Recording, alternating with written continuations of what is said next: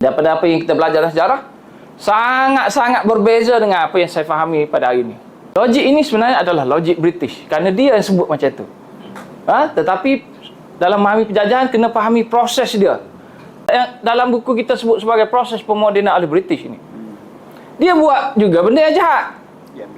Dia rampas orang, dia peras orang, kenakan cukai, rampas tanah, pecat pembesar, singkirkan mereka, hapuskan sistem itu. Kemudian mereka juga telah melancarkan perang.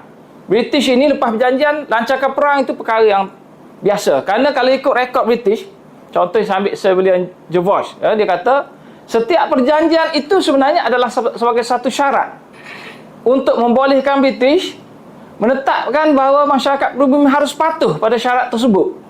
Kalau tak patuh, maka isytihar perang. Bahawa masa perjanjian Pangku itu, British berhak untuk menetapkan dan memaksa mereka untuk mematuhi syarat tersebut. Jadi perjanjian itu dia bukan satu perundingan. Tengok perjanjian Pangku, dia bukan perundingan. Dia adalah satu penetapan yang telah dipersetujui oleh British. Raja-raja ataupun pembesar terpaksa anggut saja. Kemudian setelah dibuat perjanjian, maka dilaksanakan dasar-dasar memerah selepas itu sampai ke tahap berperang. Daripada apa yang kita belajar dalam sejarah, sangat-sangat berbeza dengan apa yang saya fahami pada hari ini. Sangat-sangat tak betul. Kita percaya bahawa di Perak ada perang saudara, ada perebutan takhta, ada penjajah Pangku. Saya tak kata ni penjajah Pangku walaupun saya guna istilah itu. Dia bukan penjajah Pangku pun. Dia paksaan atau penipuan di Pangku.